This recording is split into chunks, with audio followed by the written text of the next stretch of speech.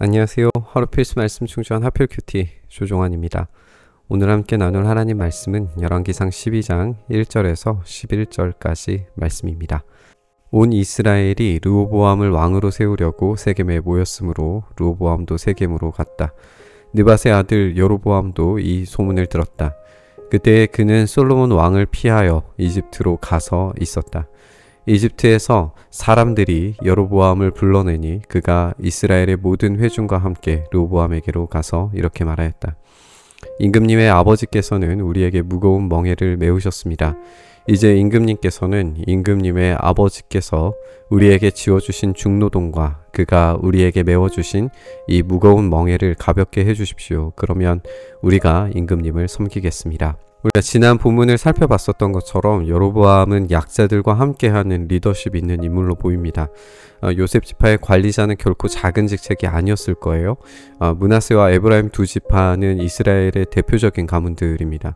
그리고 이 두 지파의 관리 책임자이자 그들에게서 마음을 얻은 것으로 보이는 여로보암에게 당연히 협상 테이블에 앉을 기회를 주려고 했을 겁니다. 이제 여로보암은 르호보암에게 가서 중노동을 가볍게 해달라고 요청을 합니다. 이것도 아직은 기회인 거죠. 르호보암이 지혜로운 선택을 한다면 명분을 가져올 수 있었을 거예요. 그리고 나라가 분열하는 일을 막을 수 있었겠죠. 여로보암은 르호보암의 아버지 솔로몬이 지은 중노동과 무거운 멍에에 대해서 말하기 시작합니다.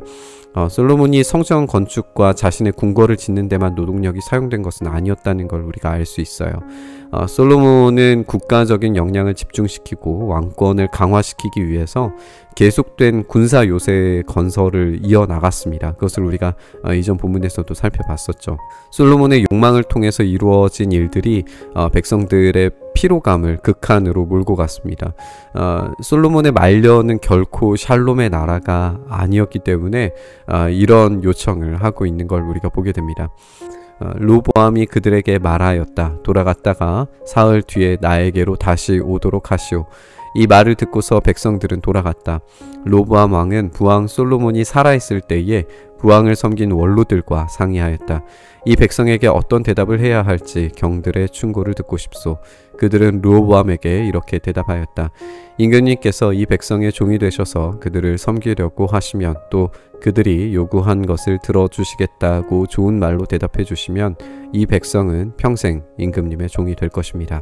르호보암은 신하들의 말을 듣기로 결정을 합니다. 먼저 들은 것은 아버지 솔로몬을 섬긴 원로들의 이야기였어요. 그들은 르호보암이 이 백성의 종이 되라고 조언을 합니다. 계속해서 반복되는 표현이 이 아바드라고 하는 표현인데 명사로는 이제 종이고 동사로는 노동하다, 섬기다 라는 뜻을 가지고 있어요. 신하들은 왕의 역할이 무엇인지를 다시금 조언합니다. 왕은 이 백성을 착취하고 빼앗아서 자신의 영광을 취하는 그런 인물이 아닙니다. 그것은 세속 왕들이 하고자 했던 일이었고 아버지 솔로몬이 해왔던 일입니다. 하지만 하나님이 세우신 나라의 왕은 단지 대리 통치자일 뿐이라는 사실을 생각해야 해요. 스스로 왕이 되어서는 하나님의 약속을 받을 수 없고 그 결과 하나님의 심판으로 이어질 수밖에 없습니다. 따라서 그들은 자신의 위치가 어디에 있어야 하는지에 대해서 제대로 깨달아야 합니다. 그들 스스로 왕이 될 수 없고 하나님만이 왕이 되셔야 됩니다. 이 대리 통치자로서 하나님께서 다스리심이 분명하게 나타나도록 이 통로가 되는 역할이 바로 왕의 역할이고 섬기는 역할이 왕의 역할이어야 됩니다. 그랬을 때에 백성들은 임금의 종이 될 겁니다. 그러니까 이렇게 결국에는 서로 섬김의 자리에 위치했을 때 국가는 안정적이고 부강한 모습을 유지할 수 있을 겁니다. 이렇게 서로 종이 되기 위해서 왕이 먼저 종이 되라고 늙은 신하들은 조언을 하고 있습니다. 원로들이 이렇게 충고하였지만 그는 원로들의 충고를 무시하고 자기와 함께 자란 자기를 받드는 젊은 신하들과 의논을 하면서 그들에게 물었다. 백성들이 나에게 부왕께서 메워주신 멍에를 가볍게 하여 달라고 요청하고 있소. 이 백성에게 내가 어떤 말로 대답하여야 할지 그대들의 충고를 듣고 싶소. 왕과 함께 자란 젊은 신하들이 그에게 말하였다. 이 백성은 임금님의 아버지께서 그들에게 메우신 무거운 멍에를 가볍게 해달라고 임금님께 요청하였습니다. 그러나 임금님께서는 이 백성에게 이렇게 말씀하십시오. 내 새끼 손가락 하나가 내 아버지의 허리보다 굵다. 내 아버지가 너희에게 무거운 멍에를 메웠다. 그러나 나는 이제 너희에게 그것보다 더 무거운 멍에를 메우겠다. 내 아버지는 너희를 가죽 채찍으로 매질하였지만 나는 너희를 쇠 채찍으로 치겠다 하고 말씀하십시오.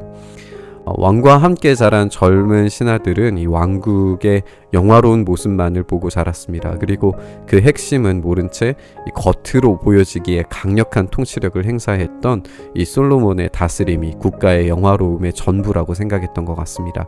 그래서 더 강력한 통치력을 가졌을 때 더 부강한 나라가 될 거라고 착각하고 있습니다. 내 새끼 손가락 하나라고 하는 표현은 이 관용적 표현인데 남성의 성기를 말합니다. 그러니까 내 새끼 손가락 하나가 내 아버지의 허리보다 굵다라고 하는 표현은 저속할 뿐만 아니라 충격적인 협박입니다. 더 정욕적으로 백성들을 착취하겠다라는 선언이기 때문에 그렇습니다. 섬김은커녕 더 착취하려고 할 때 백성들의 반발은 뻔할 겁니다. 한계에 다다른 이스라엘의 노동 착취에 대해서 무감해진 이 힘있는 자들의 비정하고 냉혹한 모습을 발견하게 됩니다. 우리는 일반 사회에서도 이 서번트 리더십에 대해서 종종 듣게 되죠. 리더가 먼저 섬김의 자리에 앉을 때 자연스럽게 구성원들이 성장하고 동기부여를 통해서 조직이 건강한 공동체를 이룰 수 있다라고 말합니다. 위대한 경영학자 피터 드러커는 미래경영이라는 책에서 지식시대에서는 기업 내에서 상사와 부하의 구분도 없어지고 지시와 감독이 더 이상 통하지 않을 거다라고 말을 했었어요. 일반 사회에서도 인정하는 것처럼 이 섬기는 리더십은 분명히 그 자체만으로도 효과가 있습니다. 하지만 성경이 이야기하는 섬기는 리더십의 핵심은 누가 주인인가라고 하는 인식에서부터 출발합니다.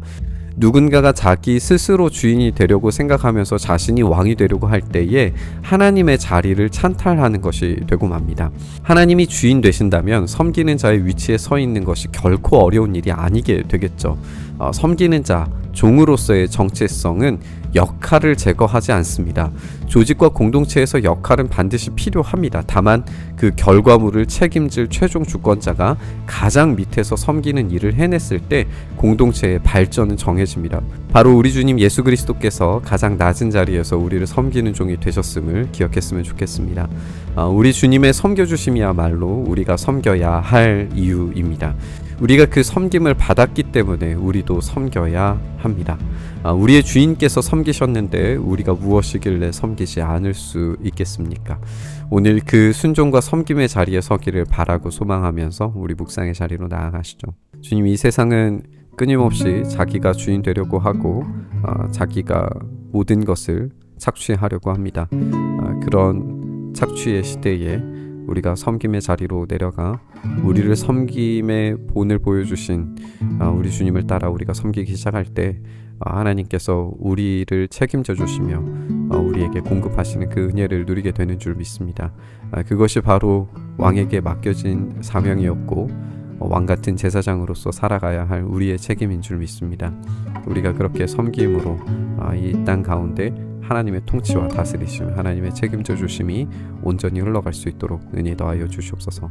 그 일 우리 가운데 행하시길 소망하며 우리 주님 예수님 이름으로 기도드리옵나이다. 아멘.